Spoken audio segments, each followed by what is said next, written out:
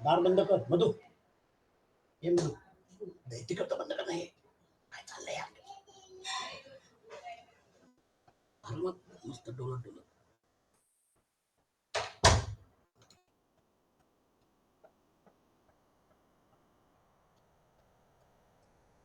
हा, आपण या श्लोकावर होतो, पश्यंती ज्ञान चक्षुषः. याच्या पुढचा आपल्याला विचार करायचा आहे. आता महत्वाच्या पॉइंटवर आपण आलेलो आहे. ज्ञानचक्षु म्हणजे काय नेमकं? कारण आपल्याला, आपण बुद्धीची ताकद वापरतो, आपण बुद्धीचा खूप उपयोग करतो, तर्क वितर्क समजून घेण्यासाठी फार महत्वाचं टूल आहे. पण ज्ञानचक्षु आणि बुद्धी हे वन ऑन वन नाही आहे. म्हणजे ज्ञानचक्षु याच्यामध्ये वेगळे टेन्शन आहेत. उत्क्रामंतम स्थितम अवापि भुंजानं वा गुणान्वितं विमूढा नानुपश्यन्ति पश्यन्ति ज्ञानचक्षुषः. हा ज्ञानचक्षु जो आहे 13व्या अध्यायात देखील भगवान कृष्ण म्हणतात, ज्ञानम ज्ञेयम ज्ञानगम्य. म्हणजे ज्ञान हा जो भाग आहे, हा भाग गीतेमध्ये अनेक ठिकाणी उचलून धरलेला आहे. की अग्निती पेटली की सगळे कर्म, आपली साधना करून आपल्याला तो ज्ञानचक्षु उघडायचा. का वाचणार, हे करणार, ते करणार, सगळ्या गोष्टी आपण करत राहणार. पण तो जो भाग आहे, नायमात्मा प्रवचनेन लभ्य न मेधयान बहुना श्रुतेन यमे वैश वृणुते तेन लभ्य तस्यैष आत्मा विवृणुते स्वरूपाम. ते जे आहे, ज्याला, जो आता त्या लेवलवर गेलेला आहे की त्याला आता त्याच्या ज्ञानचक्षु पूर्णपणे उघडलेला आहे, मग त्याला परमात्म्याचं दर्शन होतं. 6व्या अध्यायात भगवद्गीतेमध्ये म्हटलंय त्यांनी, यत्र उपरमते चित्तम निरुद्धम योग सेवया तत्र च एव आत्मना आत्मानं पश्यन आत्मनी तुष्यति. याचा अर्थ हा की आपले स्वतः सध्याचे जे टूल्स आहेत, मन, बुद्धी, अहंकार, चित्त जे आहे, या चित्ताचे जे टूल्स आहेत उपयोगी नाही पडणार. हा, हे तुम्हाला रिफाईन करण्यासाठी मदत करतील. बुद्धीमध्ये परमेश्वर उतरला, मनामध्ये परमेश्वर उतरला. मनामध्ये सध्या संसार उतरलेला आहे, स्वाभाविक आहे, कारण तो संसाराचाच हिस्सा आहे. There is nothing wrong in that. पण मनामध्ये जो संसार उतरलेला आहे, हा जो अध्यास आहे, या अध्यासाला खरं मानून जो व्यवहार चाललाय. एक गोष्ट तर पक्की, ज्ञानचक्षुची सुरुवात कुठे होईल? जेव्हा तुम्ही अॅनालाइज कराल की आज जे काय आपला स्वतः सध्या तथाकथित जो व्यवहार सुरू आहे, हा सगळा शरीर सापेक्ष आहे. मग तुम्ही नजर फिरवा सगळीकडे आणि लक्षात येईल, प्रत्येकाचं शरीर होतं आणि आता नाहीये. शरीर आहे तोपर्यंत व्यवहार आहे. शरीर सुटल्यानंतर शरीर पण गेलं आणि जे काय त्यांनी गोळा केलंय ते पण गेलं. मग पुढची पायरी. याचा अर्थ हा की एक क्षण असा येणार या आयुष्यात, जेव्हा मला पण त्या शरीरातून बाहेर पडावं लागेल. हे शरीर मला सोडावं लागेल. जसं आपण भाड्याचं घर सोडतो, तसं ते घर सोडताना आपल्याला काही विशेष वेदना होत नाही, कारण आपल्याला माहिती की ते शेवटी भाड्याचं घर आहे. हा, स्वतःचं घर सोडताना एक वेळ वेदना होतात, पण भाड्याचं घर सोडताना नाही होत, कारण आपण त्याचा फक्त वापर केलाय. तसं हे शरीर जे आहे, याच्या बाबतीत सुटताना ज्या वेदना होतात, ज्या आकांक्षा, महत्वाकांक्षा, ज्या वासना त्या मनामध्ये राहतात, आणि मग त्यानंतर पुढच्या जन्माची तयारी होती, कारण तो भाव प्रमुख झालेला आहे, मला परत यायचंय, मला परत यायचंय, मला परत ते भोग घ्यायचे. म्हणून ज्ञानचक्षु जो आहे, शरीर सुटणार. मग या शरीर सुटल्यानंतर या सगळ्या व्यवहाराचं काय? हा व्यवहार अगदी तथाकथित जर बघितला आध्यात्मिक दृष्ट्या, तर हा व्यवहार म्हणजे फक्त तुमच्या कर्मगतीमध्ये अजून थोडं एडिशन झालेलं, याच्या पलीकडे काही नाही. आणि सगळे कर्म गुणमय आहेत. म्हणजे गुणाच्या डायमेन्शन मध्येच जन्म झाला, गुणाच्या डायमेन्शन मध्येच आयुष्य जगला आणि गुणाच्या डायमेन्शन मध्येच मृत्यू झाला. अजून गुणाच्या डायमेन्शन मधून बाहेर पडला नाही. मग त्यांनी काय केलं? मनाचा उपयोग केला, बुद्धीचा उपयोग केला, खूप तर्क वितर्क केला, खूप शास्त्रार्थ केला. मीनिंगलेस, कारण ते जे आहे त्याचा फक्त तुम्ही त्या पर्टिक्युलर गुणांच्या डायमेन्शन मध्ये त्याचा उपयोग करू शकता. आपल्याला त्याच्या पलीकडे जायचंय, गुणातीत उच्चते. गुणांच्या पलीकडे जायचंय म्हटल्यानंतर मग आपल्याला टूल कोणतं तुम्हाला विमूढानानुपश्यन्ति पश्यन्ति ज्ञानचक्षुष. विमूढ आणि अमूढ हे जे दोन शब्द येतात आहेत याच अध्यायामध्ये है ना, त्यांनी एक दुसऱ्या श्लोकामध्ये ते म्हणतात निर्माण मोहा चितसंग दोषा अध्यात्म नित्या विनिवृत्त काम द्वंद्वैर्विमुक्ता सुख दुःख संज्ञैर् गच्छन्ति अमूढा पदम अव्ययम तत्. जो विमूढ आहे तो संसारात गुंतलेला आहे आणि जो अमूढ आहे तो संसारातून स्वतःला विलग करून तो त्या परमेश्वरामध्ये रमलेला आहे. आत्मना आत्मानं पश्यन आत्मनी तुष्यती. विमूढ आणि अमूढ फक्त या दोनच गोष्टी. थोडक्यात तुम्ही पिक्चर बघताय, त्या पिक्चर मध्ये जो माणूस त्या पिक्चर मध्ये पूर्णपणे गुंतलेला आहे, स्क्रीनवर जे काय येत आहे त्याच्यामध्ये स्वतःला घुसवून टाकलेलं आहे आणि तिथल्या ज्या घटना आहेत त्या घटना ज्या आहेत त्या घटनांमध्ये पूर्णपणे रमलेला आहे, तो विमूढ आहे. पण त्याच थिएटरमध्ये बसणारी व्यक्ती जी आहे ती त्या पिक्चरचा आनंद पण घेते, पण with the clear cut understanding की हा पिक्चर जो आहे ही फक्त एक कलाकृती आहे, मनोरंजनासाठी आहे. मग तो अमूढ आहे. मग त्यानंतर त्याचा ज्ञानचक्षु उघडलेला आहे. कारण जेव्हा द एंड झाला की मग त्यानंतर त्या पिक्चरच्या बाबतीत त्याचं काही आकर्षण नाही, मनोरंजन झालं, ठीक आहे, टाइमपास झाला. म्हणून विमूढ आणि अमूढ या दोन शब्दांचा गेम आहे. विमूढानानुपश्यन्ति पश्यन्ति ज्ञानचक्षुष. ज्याचा ज्ञानचक्षु उघडलाय तो विमूढ नाही आहे. आणि अमूढ असल्यामुळे त्याला कळलं रियालिटी काय आहे, आभास काय आहे, अध्यास काय आहे आणि असत्य डायमेन्शन. नासतो विद्यते भावो ना भावो विद्यते सतः उभयोः अपि दृष्टोंत त्वनयो तू तत्वदर्शिभी.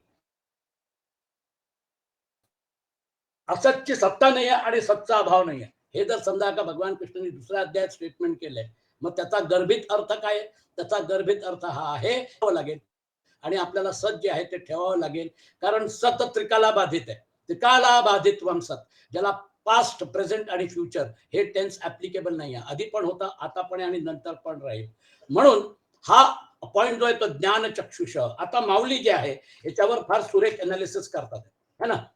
हे म्हणजे व्हिज्युअल तुमच्या समोर मांडलेले आहेत की शरीर आहे पण त्या शरीराच्या बाहेर पण जे अस्तित्व आहे हे अस्तित्वाला कधी कधी भासवतं, कधी कधी भासतं, पण कधी कधी नाही भासत. म्हणून या अस्तित्वाच्या बाबतीत आता जरा थोडा आपण जागरूक राहायला पाहिजे.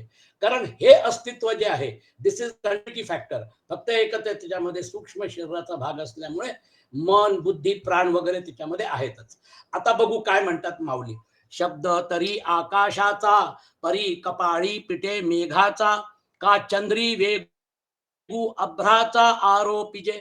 माऊली आपल्याला समजावून मोशन कुठे आहे, नेमकं गती कुठे, जे गती स्थित जे म्हणजे त्या गतीच्या पलीकडे जे आहे. आता गुणापासून तुम्हाला निर्गुणाकडे जर समजा का जायचं असेल, गुणातीत व्हायचं असेल तर ऍटिट्यूड कसा असला पाहिजे. वास्तविक पाहिले तर शब्द हा तर आकाशाचा गुण आहे, परंतु मेघाच्या कपाळावर हाणला जातो.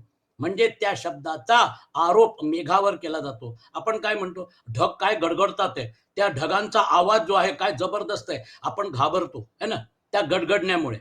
वास्तविक पाहता गडगडणं जे आहे, हा जो साऊंड आहे, हा साऊंड कसा ट्रान्समिट होतो, हा साऊंड जो आहे हा स्पेस मधून ट्रान्समिट होतोय. जर समजा का व्हॅक्यूम असेल तर गडगडणं ऐकू नाही येणार, कारण स्पेस नाही आहे तिथं. म्हणून आपण त्या ढगाचं गडगडणं जे आहे ज्याच्यामुळे ऐकतोय ते तत्व जे आहे त्याच्यावर आपण आरोप नाही करत आहे, आपण आरोप ढगावर करतोय. अथवा चंद्रावर ढगांच्या वेगांचा आरोप केला जातो. ढग मूव्ह करतात आहेत, ढग सरकतात आहेत पुढं, पण चंद्र तिथंच आहे. पण आपल्याला असं वाटतं की चंद्र चाललेला आहे. तैसे हो इजे जायजे देहे ते आत्म सत्ते अविक्रिये निष्टंकिती गा मोहे आंधळे ते. त्याप्रमाणे देहाने उत्पन्न व्हावे व नाश पावावे, ते देहाचे उत्पन्न होणे व नाश पावणे, लोक विकाररहित अशा आत्मसत्तेवर ते आंधळे म्हणजे अविचारी लोक भ्रमाने निश्चयपूर्वक आरोपित करतात. हे विमूढ आहे. विमूढानानुपश्यन्ति पश्यन्ति ज्ञानचक्षुष. सत्संग आपण करतोच आहे. या सत्संगामध्ये प्रत्येक वेळी तुमचं जसं आपण म्हणतो ना, भांडे रोज घासल्या जातात.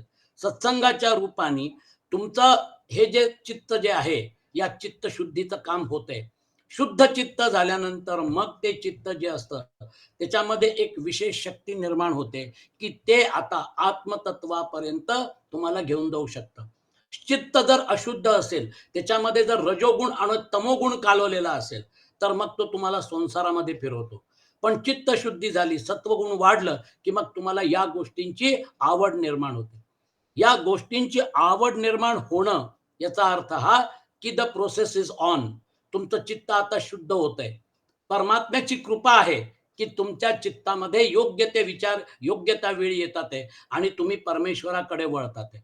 म्हणून त्याप्रमाणे देहाने उत्पन्न व्हावे व नाश पावावे, ते देहाचे उत्पन्न होणे व नाश पावणे, लोक विकाररहित अशा आत्मसत्तेवर ते भ्रमाने निश्चयपूर्वक आरोपित करतात. तैसे हो इजे जाईजे देहे, ते आत्मसत्ते अविक्रिये, निष्टंकिती गा मोहे आंधळे ते. याच्यामध्ये दोन गोष्टी आहेत. जन्म झाला म्हणजे मी उत्पन्न झालो आणि मृत्यू झाला म्हणजे मी माझं अस्तित्व संपलं. हे एवढ्यापुरतं नाही आहे, याच्या पलीकडे जावं लागेल.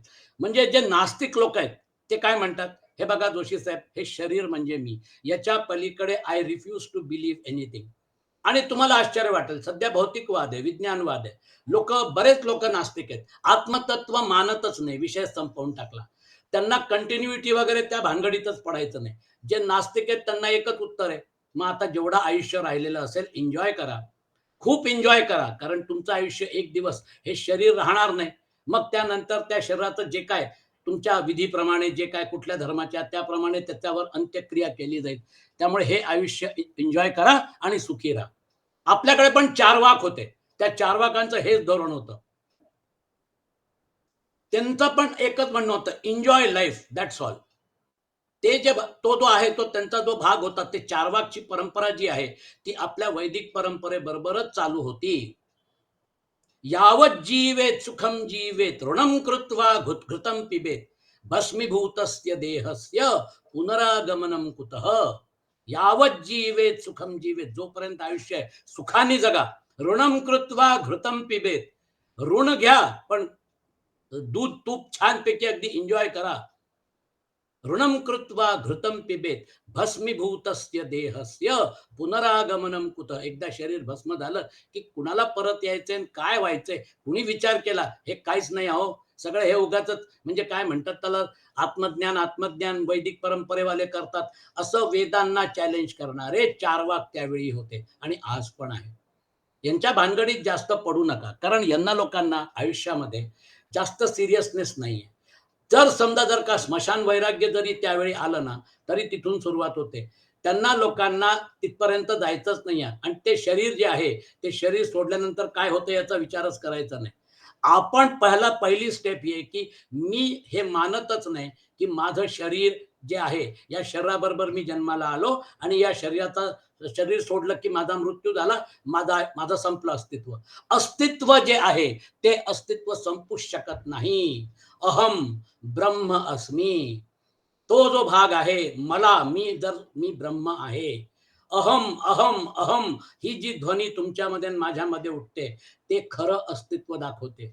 ते अस्तित्व संपत नाही. अविनाशी तु तद्विद्धी येन सर्वम इदम ततम विनाशम अव्ययस्यास्य न कश्चित कर्तुमर्हति, ही भगवद्गीता सांगते. त्यामुळे आपलं पूर्ण मार्गच वेगळा आहे. या मार्गावर मी ते अहम जी ध्वनी आहे तिथपर्यंत जाणार. मी ओळखणार की मी खरा कोण आहे. ती जी काय म्हणतात त्याला उत्कंठा आहे, ती उत्कंठा आज जशी आपल्या मनामध्ये साधक म्हणून निर्माण झालेली आहे. ज्ञानेश्वर माऊली बघा कुठच्या कुठे गेले. ते त्या अहम पर्यंत पोचण्यासाठी कारण देह जो होता, कारण शरीर जे होतं त्याला आपण भस्म करून टाकलं संजीवन समाधी घेऊन. विषय जो आहे तो विषय पूर्णपणे संपवून टाकला. कारण शरीर आहे ना, त्याच्यामुळे माझं वेगळं अस्तित्व आहे ना. ते कारण शरीर दगदबीज करायची ताकद होती. जबरदस्त योगी होते सगळेच्या सगळे. निवृत्तीनाथ, ज्ञानेश्वर, सोपानदेव, मुक्ताबाई सगळे महायोगी होते. त्यांच्यामध्ये ते कौशल होतं आणि गहिनीनाथांचा आशीर्वाद होता. म्हणून येथ आत्मा आत्मयाच्या ठाई, आत्मसत्तेवर ते आंधळे अविचारी लोक भ्रमाने निश्चयपूर्वक आरोपित करतात. येथ आत्मा आत्मयाच्या ठाई देखिजे देहीचे धर्मू देही, ऐसे देखणे ते पाही आन आहाती. त्या ठिकाणी म्हणजे जन्म मरणादी विकार होत असताना आत्मा म्हणजे जीवात्मा आत्म्याच्या ठिकाणी पाहावा, म्हणजे जीवात्मा हा निर्विकार ब्रह्म आहे असे समजावे व देहाचे धर्म जन्म मरणादी विकार देहाचे ठिकाणी पहावेत, म्हणजे जन्म मरणादी विकार देहाचे आहेत असे समजावे. असे पाहणारे जाणणारे ते वेगळेच आहेत असे समज. देह म्हणजे स्थूल देह, सूक्ष्म देह आणि कारण देह. या तिन्ही देहांना नियंता आणि नियंत्रित जीवात्मा नियंत्रित आहे आणि परमात्मा नियंता आहे. नियंता आणि नियंत्रित. मी तुम्हाला मागे उदाहरण दिलं तर coin, to sides of the same coin. शिक्का जो आहे त्या शिक्क्याच्या या बाजूला 1 रुपये, 2 रुपये, 5 रुपये, 10 रुपये असं लिहिलेलं आहे. हा व्यवहाराचा भाग आहे. जीवात्मा व्यवहाराचा भाग दाखवतो आणि कॉइनच्या त्या बाजूला काय आहे? राजमुद्रा. ती जी राजमुद्रा आहे त्या राजमुद्रेला जर समजा जर का आपण बाहेर काढलं तर याचं अस्तित्व झिरो आहे. त्या राजमुद्रेमुळे याला अस्तित्व मिळालेलं आहे, अहम. ती जी राजमुद्रा आहे त्याच्यामुळे तुमची इकॉनॉमी चाललेली आहे. ती राजमुद्रा जी आहे त्या राजमुद्रेमध्ये ती जी मुद्रा आहे तो जो भाग आहे तो परमात्म्याचा आणि डिनॉमिनेशनचा भाग जीवात्म्याचा. Two sides of the same coin. नियंता आणि नियंत्रित. आपल्याकडे उपनिषदांमध्ये द्वा सुपर्णा सयुजा सखाया, एका झाडावर 2 पक्षी बसलेले आहेत. सयुजा सखाया ते एकच आहेत आणि म्हणजे काय म्हणतात त्याला, सखाया आहेत म्हणजे अनंत जन्मांचं त्यांचं अस्तित्व एकत्रच राहत आहे. द्वा सुपर्ण सयुजा सखाया समानम वृक्षम परिशस्व जाते. एकाच वृक्षावर त्यांचा वास आहे. म्हणजे तुमच्या शरीरामध्ये माझ्या शरीरामध्ये जीवात्मा परमात्मा दोन्ही आहे. फक्त फरक काय? एक जो आहे तो जो आहे एक म्हणजे जीवात्मा जो आहे त्या त्या झाडांची फळं खातो आणि त्या फळं खाण्यामुळे जे काय त्याचे सुख दुःख जे काय त्याचे परिणाम आहेत ते भोगतो. आणि परमात्मा जो आहे तो फक्त त्या झाडावर निराकार निर्गुण स्वरूपात बसतो आणि बघतो, तो काहीही करत नाही. आणि जेव्हा हा जीवात्मा एवढ्या उड्या मारून थकून जातो मग तो बघतो की मी सगळं एवढं म्हणजे उड्या मारतोय, हे करतोय ते करतोय, मला सुख पण मिळतं मला दुःख पण मिळतं, हा कसा शांतपणे बसलेला आहे. जेव्हा तो त्याच्याकडे वळून बघतो, त्याच्याकडे दृष्टी टाकतो, मग त्यानंतर त्याच्या लक्षात येतं, अरे हे सगळं उगाच फालतू मी माझ्या गळी उतरवलेलं आहे. संसार कुठे म्हणतो की मी तुमचा आहे, शरीर कुठे म्हणतं की मी तुमचं आहे. हे सगळं ओढवलेलं दुखणं जे आहे, जेव्हा तो त्या परमात्म्याचं दर्शन करतो तेव्हा मग तो ह्या संसाराच्या बाबतीत त्याला वैराग्य होतं. म्हणजे थोडक्यात एकच सुंदर उदाहरण, two sides of the same coin. आत्मदर्शन झालं की मग त्यानंतर संसाराची ओढ कमी होते. कारण ज्याला आपण संसार म्हणतो ते वस्तुतः परब्रह्म परमात्म्याचीच अभिव्यक्ती आहे.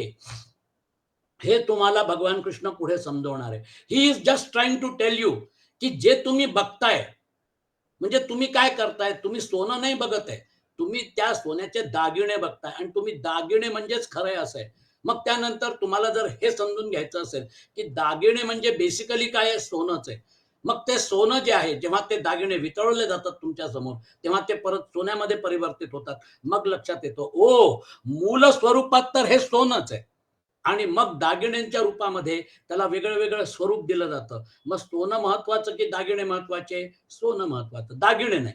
आपण दागिन्यांच्या याच्यामध्ये पूर्ण संसाराचं आयुष्य जगतो. पण हे जर समजा का परमेश्वराचं स्वरूप असेल तर ज्याचं स्वरूप आहे तिथपर्यंत गेलं पाहिजे, मग आपलं काम झालं. आणि म्हणून विमूढानानुपश्यन्ति पश्यन्ति ज्ञानचक्षुषः.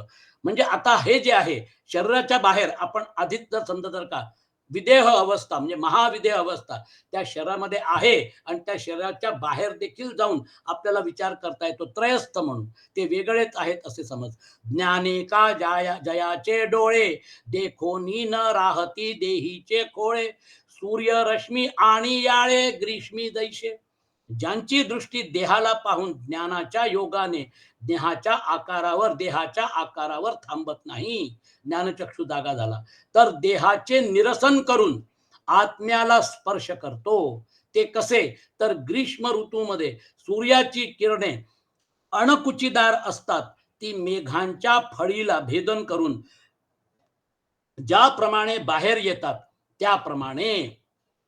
त्यांनी जे उदाहरण दिलंय हे समजून घेण्यासाठी आता पण उन्हाळ्याचे दिवस जे आहेत ग्रीष्म ऋतूमध्ये सगळ्यात जास्त बाष्पीकरण होतं समुद्राच्या पाण्याचं.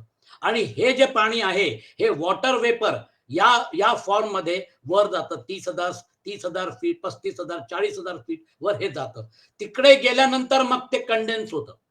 वॉटर वेपर आहे, पण ते कंडेन्स नाही झालेले. ते कंडेन्स झाल्यानंतर त्याचं संगणन झाल्यानंतर मग ते ढगाच्या रूपामध्ये व्यक्त होतं, है ना. मग ढगाच्या रूपामध्ये व्यक्त झाल्यानंतर ते ज्या सूर्यामुळे बाष्पीकरण झालं होतं त्या सूर्याला आच्छादित करतं, म्हणजे सूर्य दिसेनासा करतं. ऍक्च्युली हा जो प्रोसेस आहे या प्रोसेसमध्ये काय झालं होतं, ही जी वॉटर सायकल आहे ही आपल्याला 7वी-8वी मध्ये शिकवलेली होती. Carbon cycle, nitrogen cycle, water cycle. Nature is cyclic in nature. या वॉटर सायकलला समजल्यानंतर लक्षात येतं की सध्या पण वॉटर वेपर आहे हवेत, पण ते वॉटर वेपर जे आहे ते वॉटर वेपर क्षीण असल्यामुळे, त्याच्यात संगणन झालं नसल्यामुळे ते आपल्याला त्याच्यातून प्रकाश येऊ शकतो आणि आपल्याला लख्ख प्रकाश दिसतो. वॉटर वेपर आहे, पण ते वॉटर वेपर एवढं थिक नाही आहे, एवढं त्याच्यामध्ये घनन नाही आहे की त्याच्यामुळे सूर्य दिसणार नाही. आपण जर समजा का फ्रीज मधली बॉटल बाहेर काढली है ना, तर ते जे शेजारी जे हवेमध्ये वॉटर वेपर आहे ते त्याच्यावर कंडेन्स होतं. आणि कारण ती त्याच्यामध्ये पाणी, गार पाणी असतं. ते पाणी जे आहे त्या पाण्याचं टेम्परेचर कमी असतं, बाहेरचं टेम्परेचर जास्त असतं. मग हे सिद्ध झालं. जे सायन्स काय करतं, म्हणजे क्वाड एरा डेमॉन्स्ट्रँडम, QED असं जॉमेट्रीमध्ये आम्हाला शिकवायचे. बघा आम्ही डेमॉन्स्ट्रेट केलं. तसं डेमॉन्स्ट्रेट करतात की बघा हे वॉटर वेपर आहे. हे वॉटर वेपर जे आहे हे वॉटर वेपर होतं, पण आपल्याला दिसत नव्हतं. आता ते कसं दिसलं, आपण जो प्रयोग केला त्याच्यामुळे. तसं माऊली सांगायचा प्रयत्न करतात, ते आत्मतत्व जे आहे ते दिसत नसलं तरी ते शरीरामध्ये त्याचं अस्तित्व आहे. ते ओळखण्यासाठी सूक्ष्म दृष्टी लागते. त्या सूक्ष्म दृष्टीला जर समजा का आपण प्राप्त केलं साधनेनी, ज्ञाने का जयाचे डोळे, देखोनी न राहती देहीचे खोळे. मग त्याला देह दिसत नाही. सूर्यरश्मी आणि याळे ग्रीष्मी जैसे. वॉटर वेपर आहे त्याच्यातून व्यवस्थित ते सूर्याचे किरण आपल्याला आपल्यापर्यंत पोहोचतात. आणि म्हणून माऊली ते उदाहरण देतात. आणि हा जो भाग आहे ज्याप्रमाणे बाहेर येतात त्याप्रमाणे, तैसे विवेकाचे नी पैसे, जयाची स्फूर्ती स्वरूपी बैसे, ते ज्ञान ये देखती ऐसे आत्मयाते. तसे विवेकाच्या विस्ताराने ज्या ज्ञानांची बुद्धी आत्मस्वरूपाच्या ठिकाणी स्थिर होते. विवेक आणि वैराग्य. विवेक तुम्हाला आत्मतत्वापर्यंत घेऊन जातो. म्हणून बघा शब्द काय वापरले, ज्ञान, विवेक हे शब्द वापरले, बुद्धी नाही वापरली. बुद्धी अलोन, बुद्धी एकटीच तुम्हाला काही नाही मदत करू शकत. त्याच्यामध्ये जेव्हा या गोष्टीचा विचार असतो, सत काय आहे, असत काय आहे, मी ते कशासाठी आलेलो आहे, मग त्यानंतर डायमेन्शन व्यापक होतं. विवेक आणि वैराग्य हे दोन जे आहेत, हे दोन आपल्यासाठी महत्वपूर्ण बॉडीगार्ड आहेत. बॉडीगार्ड म्हणजे आत्मतत्वाची साधना करताना तुम्हाला जसं ते काय म्हणतात त्याला, मिनिस्टर लोक, तो बॉडी तो बाहेर तो मस्त गार्ड, तो काय म्हणतो, साहेब बिझी आहेत. साहेब ऍक्च्युली काही नाही करत आहे, साहेब बिझी आहेत, नंतर या. मग त्यानंतर आपल्याला परत पाठवून देतो. तो तिथं आपल्याला अलाव नाही करत. तसे हे जे विवेक आणि वैराग्य हे जे दोन गार्ड आहेत, हे आपल्याला संसारातली भटकंती कमी करतात. म्हणून कायम आपल्या शास्त्रांमध्ये विवेक आणि वैराग्य, अभ्यासेन तू कौंतेय वैराग्येण च गृह्यते.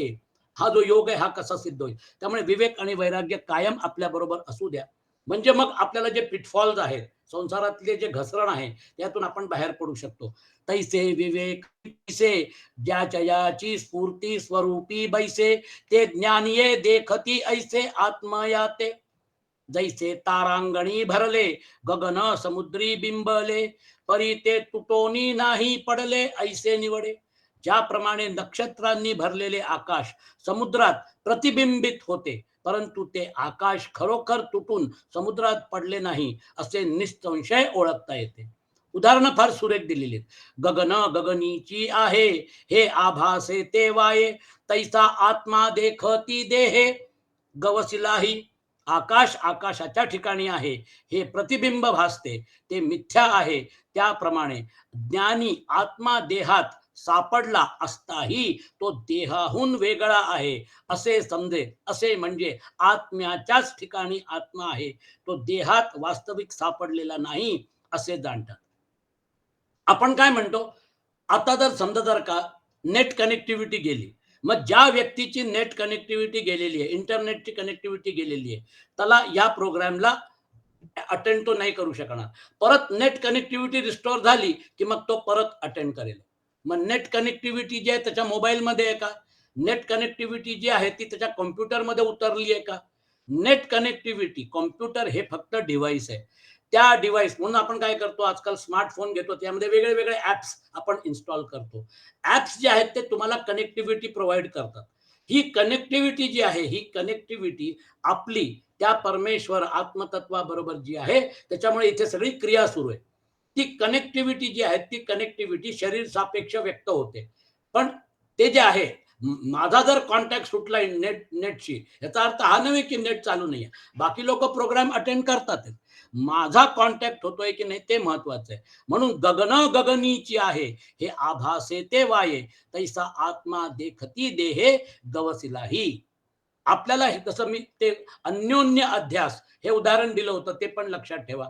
लोखंडाचा तुकडा जो आहे, तो आपण लोहाराकडे घेऊन जातो. तो लोहार काय करतो? त्याला दुसरा शेप द्यायचा असेल तर तो त्याला अग्नीत टाकतो. ती अग्नी जी आहे ते अग्नितत्व त्या लोखंडात उतरतं. ते लोखंड लाल होऊन जातं आणि मग त्यानंतर तो त्याला ज्याप्रमाणे शेप द्यायचा आहे त्याप्रमाणे शेप देतो आणि मग काय करतो? तो शेप जो आहे, तो शेप बदललेला शेप जो आहे, ते झाल्यानंतर मग ते पाण्यात टाकतो. आणि पाण्यात टाकल्यानंतर मग ते त्याची उष्णता निघून गेल्यानंतर जेव्हा तो बाहेर काढतो, तेव्हा त्याचा शेप बदललेला असतो. त्यांनी अग्नितत्वाचा उपयोग केला त्याचा शेप परिवर्तित करण्यासाठी. त्या अग्नितत्वाचा आणि त्या लोखंडाचा तथाकथित काही संबंध नाही. अग्नितत्व वेगळं आणि शेप वेगळं. अग्नितत्व वेगळं आणि लोखंड वेगळं. हे जर समजा का आपल्याला कळतं. तसंच आत्मतत्व जे आहे, त्या आत्मतत्वाच्या जोरावर या संसारामध्ये घटना घटत राहणार. त्या घटनेसाठी त्यावेळी जे प्लेयर पाहिजे तसे प्लेयर येत राहणार. आपल्या आधी पण आले, आपल्या नंतर पण येणार.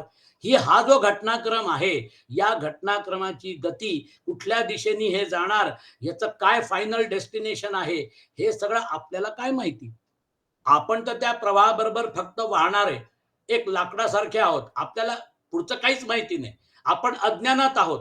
म्हणून देही जो आहे, जीव जो आहे, हा अज्ञानात असतो. पण परमात्म तत्व जे आहे, ते अज्ञानात नाहीये. त्याला पूर्णपणे माहिती आहे, की हा प्रवास कुठे चाललेला आहे, कुठल्या दिशेने चाललेला आहे आणि आपल्याला ते जे मायेचा पडदा आहे त्याच्यामुळे आपल्याला माहिती नसतं आणि आपण भरकटत जातो. जेव्हा परब्रह्म परमात्मा आणि जीवात्मा एक आहे हे लक्षात येतं. जीवभाव सुटल्यानंतर लक्षात आलं, की मग त्यानंतर हा सगळं लख्ख प्रकाश पडतो. सूर्याचा प्रकाश त्याच्यामध्ये सगळं क्लिअर होतं, तसं ते दिसतं. आणि म्हणून हे पण उदाहरण खूप सुरेख दिलेलं आहे. खळाळाच्या लगबगी फेडुनी खळाळाच्या भागी देखिजे चंद्रिका का उगी चंद्री जेवी खळखळ वाहणाऱ्या पाण्याची चंचलता खळखळ वाहणाऱ्या पाण्याच्याच ठिकाणी आहे असे समजून आता त्या खळखळ वाहणाऱ्या पाण्यात प्रतिबिंबित झालेले चांदणे जरी चंचल दिसले तरी जसे चांदणे हे चंद्राच्या ठिकाणी स्थिर आहे असे पाहावे. थोडक्यात इथं जे तुम्हाला परिणाम दिसतात आहे बुद्धी मन ती जी चंचलता दिसते ती चंचलता बुद्धीमध्ये आहे मनामध्ये आहे. अहंकार जो भाग आहे हा सगळा जो आहे हे चित्त जे आहे या चित्ताची सगळी चंचलता कशा याचा सोर्स काय याची ऊर्जा काय याची ऊर्जा आत्मतत्व आहे. जर आत्मतत्व नसेल तर ते शरीर निष्प्राण पडलेलं आहे. मग त्याच्यामध्ये तुम्ही प्राण टाकून बघा. हा जो प्रोसेस आहे सूक्ष्म शरीराचं येणं जाणं स्थूल शरीर घेणं आणि सोडणं हा सगळा प्रोसेस फार कॉम्प्लिकेटेड आहे. हा सगळा प्रोसेस प्रकृतीने म्हणजे योगमाया त्याची जी आहे आदिशक्ती योगमाया तिने फार सुरेख त्याची रचना केलेली आहे. त्या रचनेमध्ये जर समजा का आपण बघितलं तर ते स्पॉटलेस आहे. त्यामध्ये तुम्ही काही दोष नाही काढू शकत. इतकं निर्दोष त्याची रचना आहे.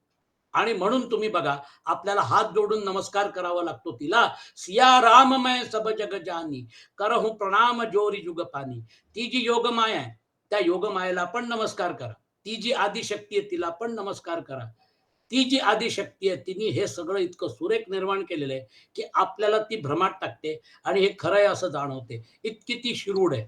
इतकं तिने सुरेख रचना केलेली आहे. पण आज मला सांगा हा जो भाग आहे हा तिने जे रचना केलेली आहे मयाध्यक्षेण प्रकृती सूयते सचराचरम.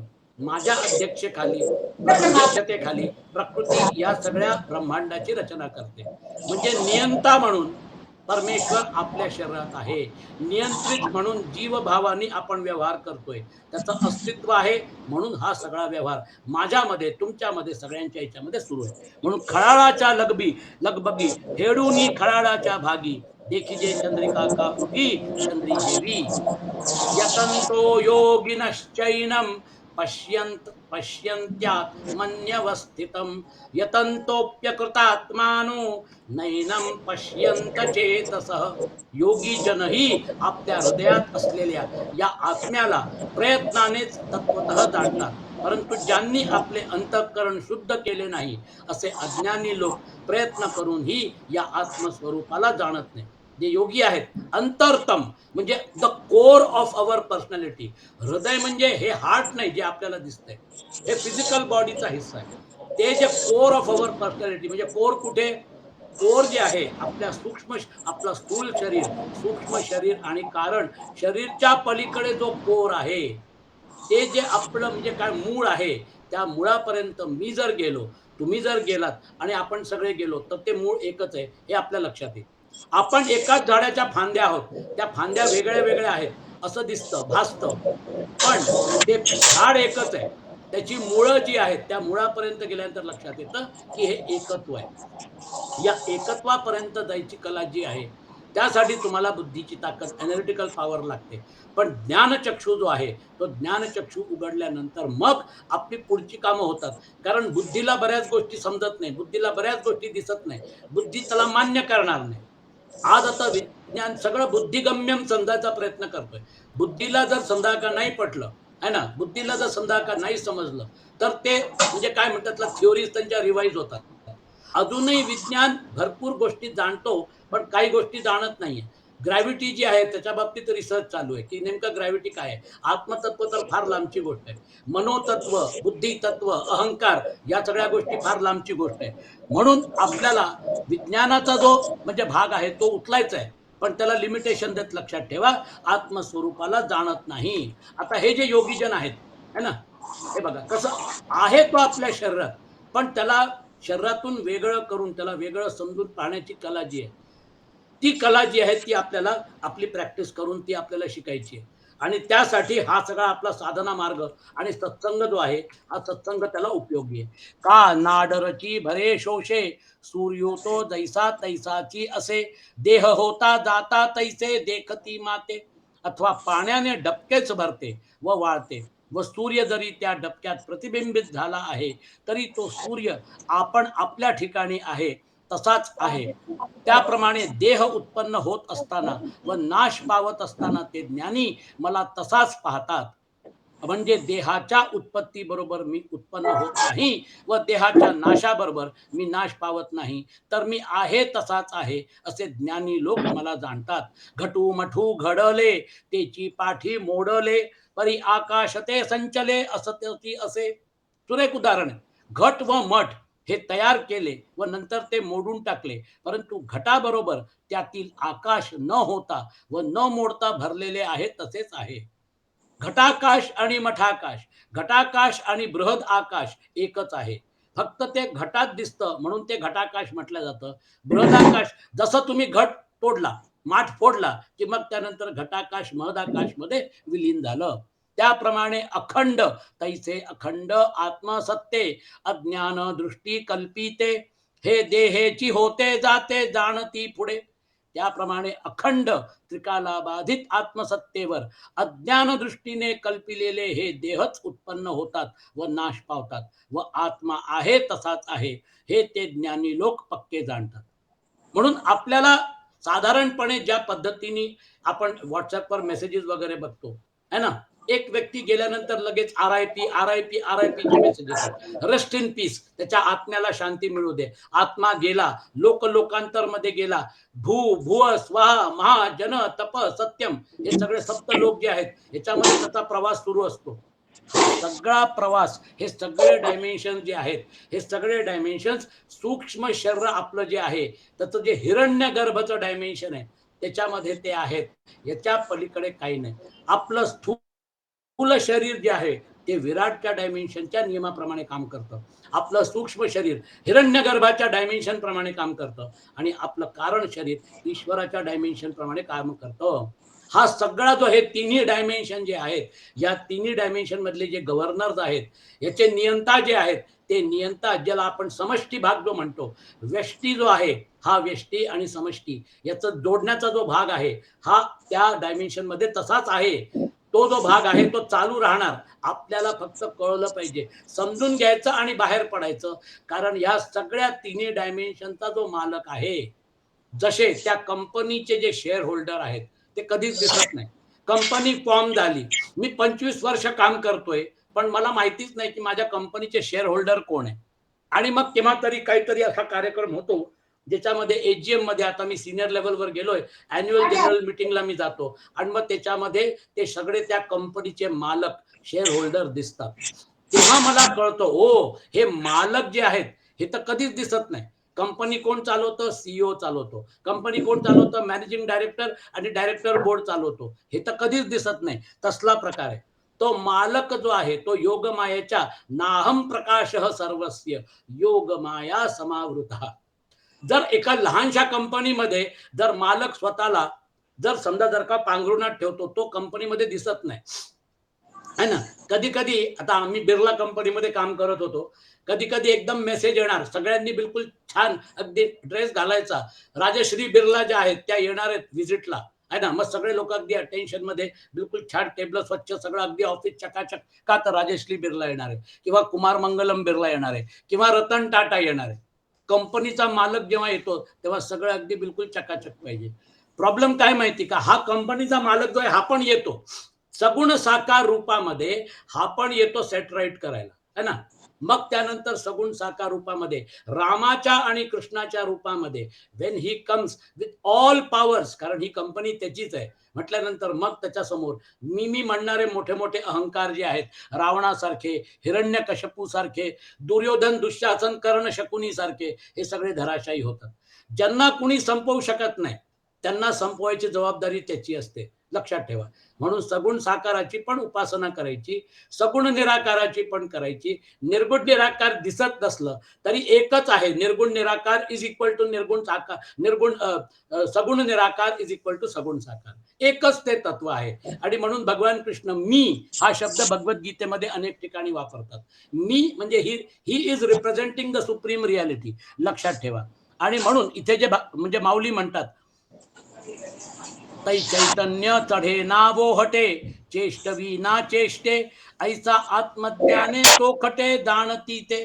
चैतन्य वाढत नाही अथवा कमी होत नाही, व ते कोणाला कर्म करावयास लावित नाही अथवा स्वतः कर्म करीत नाही, असे ते ज्ञानी लोक शुद्ध आत्मज्ञानाने जाणतात. आत्मज्ञान झाल्यानंतर कळतं की कर्म गुणांच्या डायमेन्शन मध्ये, आणि हे सगळं अस्तित्व जे आहे ना, थोडक्यात आपलं सगळ्यांचं अस्तित्व हे गुणमय अस्तित्व बेसिकली कर्ममय आहे.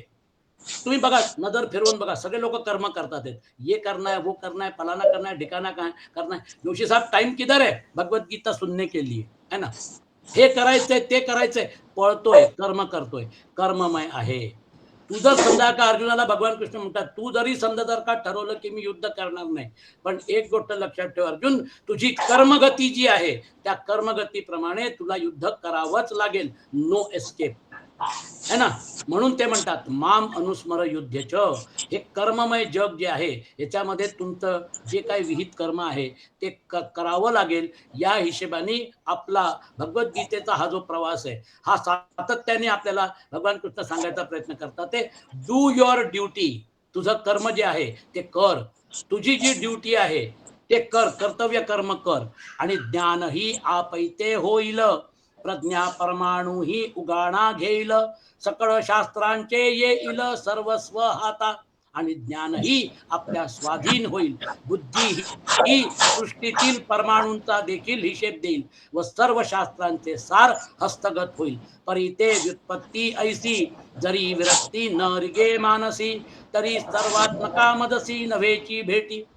ठीक आहे, तुम्ही बुद्धी फार, तुमचं अगदी बुद्धी चातुर्य सगळं आहे, सगळं सापडलं, पण याच्यामध्ये एक पॉइंट मिसिंग राहिला. कोणता?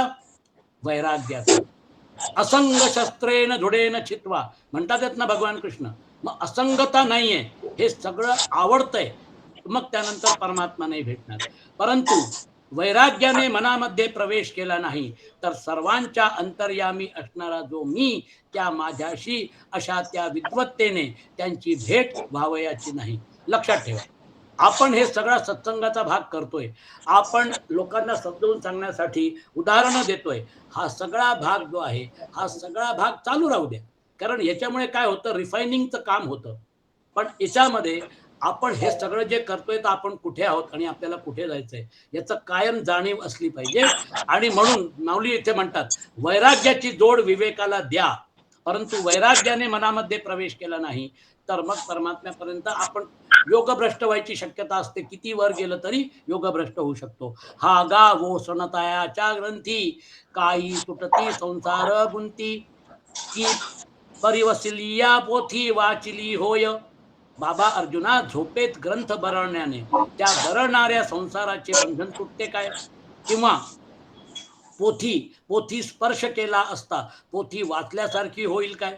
नाना बांधोनिया डोळे, घ्राणीला विदती मुक्ता फळे, तरी तयाचे काय कळे मोलमान. अथवा डोळे बांधून जर मोती नाकास लावले तर त्या मोत्यांची किंमत अथवा पाणी म्हणजे तेज कळेल काय? तैसा चित्ती अहंते ठावो, आणि जिभे सकळ शास्त्रांचा सरावो, ऐसे कोडी एक जन्म जावो, परी न पाविजे माते. त्याप्रमाणे चित्तामध्ये अभिमानाला जागा दिली आहे आणि जिव्हेला सर्व शास्त्रांचा अभ्यास झाला आहे. अशा तऱ्हेने कोट्यावधी जन्म जाईनात का, परंतु अशा पुरुषास माझ्या स्वरूपाची प्राप्ती करून घेता यावयाची नाही. म्हणून दुसरा अध्याय, म्हणजे तुम्हाला परमात्म्यापर्यंत जायचं असेल तर निरहंकार, निस्पृह आणि निर्मम. वैराग्य, नि हा जो शब्द आहे, निस्त्रैगुण्यो भवार्जुन, गुणातीत अवस्था येते. आणि म्हणून हा जो गुणाचा जो लोभसपणा, या गुणाचा जो म्हणजे एक आकर्षण जे आहे ना, ते स्वाभाविक आहे. कारण आपला जन्मच गुणात झालेला आहे. या गुणमय संसाराच्या बाबतीत आकर्षण स्वाभाविक आहे. पण या गुणमय भ्रांती जी आहे, गुणस्य माया मूलत्वान, असं भगवान कृष्ण म्हणजे आपलं 11व्या स्कंदामध्ये उद्धवाला सांगताना म्हणतात, गुणश्च माया मूलत्वान नमे मोक्षो न बंधनम. माझ्यापर्यंत आल्यानंतर मोक्ष पण नाही आणि बंधन पण नाही. It is beyond that. तसला हा प्रकार आहे. आणि याच गोष्टीला ज्ञानेश्वर महाराजांनी इथे सुंदर समजावून सांगितलंय. आता हा जर समजा का कॉन्सेप्ट असेल तर मग जे दिसतंय ते कसं बघायचं, कुठल्या नजरेने बघायचं, हे आता भगवान कृष्ण क्लॅरिफाय करतात. यदादित्यगतं तेजो जगद्भासयतेऽखिलं, यच्चंद्रमसि यच्चाग्नौ तत्तेजो विद्धि मामकम. सूर्यामध्ये राहून जे तेज सर्व जगाला प्रकाशित करते, जे तेज चंद्रात आहे आणि जे तेज अग्नीत आहे, ते माझेच तेज आहे असे तू जाण. एक मी, जो एक मी का समजती, व्यापकू असे भूत जाती, ऐकतीये व्याप्ती रूप करू. जो मी एक सर्व प्राण्यांमध्ये व्यापक आहे, त्या माझ्या व्याप्तीचे वर्णन करू. ऐक, तरी सूर्या सकट आघवी, हे विश्व रचना जे दावी, ते दीप्ती माझी जाणावी आद्यंती. तर सूर्यासह ही विश्वरचना जो प्रकाश दाखवतो, तो प्रकाश माझा आहे व तो प्रकाश विश्वाच्या आदी अंती आहे असे समज. जल शोषुनी गेली या सविता, ओलांश पुरवी तसे जे माघवता, ते चंद्री पंडू सुता ज्योत्स्ना माझी. अर्जुना, सूर्य पृथ्वीतील सर्व प्राणी ओलावा शोषून गेल्यावर जो प्रकाश पुन्हा ओलावा पुरवतो, तो चंद्राच्या ठिकाणी असणारा प्रकाश माझा होय. आणि दहन पाचन सिद्धी करी तसे जे निरवधी, ते हुताशी तेजो वृद्धी माझी चिका. आणि जे प्रखर तेज सतत जाळण्याची व शिजवण्याची क्रिया शेवटास नेते, ती अग्नीच्या ठिकाणी असणारे प्रखर तेज माझेच आहे. कामाविश्यत भूतानि धारयाम्यहमोजसा, पुष्णामि चौषधी सर्वा, सोमो भूत्वा रसात्मकः. आणि मीच पृथ्वीत फिरून आपल्या शक्तीने सर्व भूतांना धारण करतो आणि रसरूप अर्थात अमृतमय चंद्र होऊन सर्व वनस्पतींचे पोषण करतो. मी रिगालो असे भूतळी, मिरगालो असे भूतळी म्हणोनी समुद्र महाजळी, हे पासूची ढेपुळी विरेचिना, मी पृथ्वीच्या खाली प्रवेश केला आहे म्हणून समुद्राच्या महाजलाने हे पृथ्वीरूपी मातीचे ढेकूळ विरघळून जात नाही. आणि भूते ही चराचरे, हे धरी तसे जिये अपारे, तिये मीची धरी धरे रिगोनिया.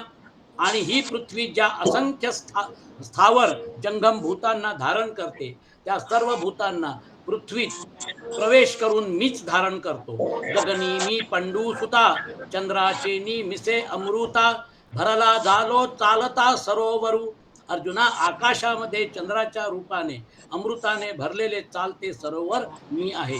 तेथुनी फाकती रश्मी कर, ते पाट पेलुनी अपार, सर्वौषधींचे आगर भरित असे मी.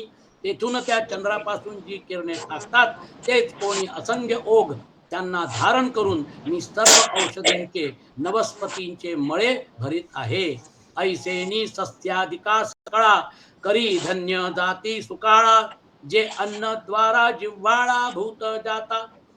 अशा तऱ्हेने मी सस्यादी सर्व धान्य जातींना विपुलता करतो व अन्नाच्या द्वारे सर्व प्राणी मात्रांना जीवन देतो. जेव्हा आत्मतत्वामध्ये अहम वैश्वानरो भूत्वा प्राणिनां देहमाश्रितः प्राणापान समायुक्त पचाम्यन्नं चतुर्विधम, मी सर्व प्राण्यांच्या शरीरात राहणारा प्राण व अपान यांनी संयुक्त वैश्वानर अग्निरूप होऊन 4 प्रकारचे अन्न पचवितो. आणि निपदविले अन्न, तरी तैसे कैचे कैचे दीपन, जेणे जिरुनी समाधान भोगिती जीव. आणि अन्न शिजवून तयार केले असताना ज्याच्या योगाने अन्न पचवून जीव समाधान भोगतील, अशी भुकेची प्रखरता कोठून आणावयाची.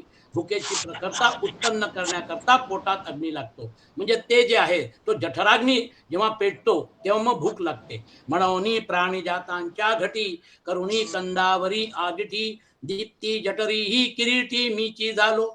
एवढ्या करता प्राणी मात्रांच्या शरीरात नाभिस्कंदावर आगटी तयार करून अर्जुना पोटातील अग्नी मीच झालो. ज्ञानेश्वर महाराजांना ह्या सगळ्या ज्या पंचप्राण होते हे पंचप्राण सिद्ध झाले होते. आणि म्हणून तो जठराग्नी त्यांनी एवढा तापवला की त्याच्यावर मुक्ताबाईंनी मांड्या शेकल्या. म्हणजे तिला इच्छा झाली तर आता बाहेरचे लोक जे होते ते मदत करायला तयार नव्हते. ज्ञानेश्वर माऊलींच्या लक्षात आलं की तिची इच्छा आहे. बघा, महायोगी होते. जठराग्नी पेटवला, लाल झाले अगदी पाठ, आणि मग त्याच्यावर तिने मांडे शेकले. यांना लोकांना प्राणांचा सगळा पुरेपूर उपयोग करता येत होता. सगळे पंचप्राण यांना लोकांना पूर्णपणे माहिती होते आणि त्यांचं ते योग्य प्रकाराने त्याचा उपयोग करत होते. एवढ्या करता प्राणी मात्रांच्या शरीरात नाभिस्कंदावर आगटी तयार करून अर्जुना पोटातील अग्नी मीची झालो. प्राणव अपान रूपी जोड प्राणव अपान रूपी जोड, भात्याने रात्रंदिवस फुंक फुंकून पोटामध्ये किती. प्राण व अपान रूपी जोड भात्याने रात्रंदिवस फुंक फुंकून पोटामध्ये किती अन्न पचवतो हे कळत नाही. शुष्के अथवा स्निग्धे, सुपक्के अथवा विदग्धे, परिमीची गा चतुर्विधे अन्ने पची. कोरडी अथवा तुपट, चांगली शिजलेली अथवा करपलेली अशी 4 प्रकारची अन्ने आहेत. परंतु त्या 4 प्रकारच्या अन्नांना अर्जुना मी एकटाच पचवतो. एवं मीची आघवे जन, जना निरविते मीची जीवन, जीवनी मुख्य साधन वन्नीची, वन्नी ही मीची. याप्रमाणे सर्व प्राणी मीच आहे. प्राण्यांना जगवणारे जीवन अन्न मीच आहे व अन्नाच्या ठिकाणी अन्न जिरवण्याचे कामी मुख्य साधन जो जठराग्नी तोही मीच आहे. वेगळे वेगळे उदाहरण देऊन भगवान कृष्ण समजावून सांगतात की हे ब्रह्मांड माझं स्वरूप आहे, फक्त मॉडिफाईड आहे. फक्त याचं इतकं सोपं नाही आहे. हे माझं जे स्वरूप आहे हे एवढं मॉडिफाय केलं गेलेलं आहे की त्याला तसं डायरेक्टली समजून घेता येत नाही. आणि म्हणून भगवान कृष्णांनी इथे वेगळे वेगळे उदाहरण देऊन आपल्याला समजावून सांगायचा प्रयत्न केलाय. मला वाटतं आज आपण इथे संपवूया. कुठेतरी म्हणजे काय म्हणतात डिस्टर्बन्स पण येतोय आपल्या ह्याच्यामध्ये, कुठलं कुणाचं तरी माईक चालू आहे. ओम असतोमा सद्गमय, तमसोमा ज्योतिर्गमय, मृत्योर्मा अमृतं गमय. ओम शांती शांती शांती। ओम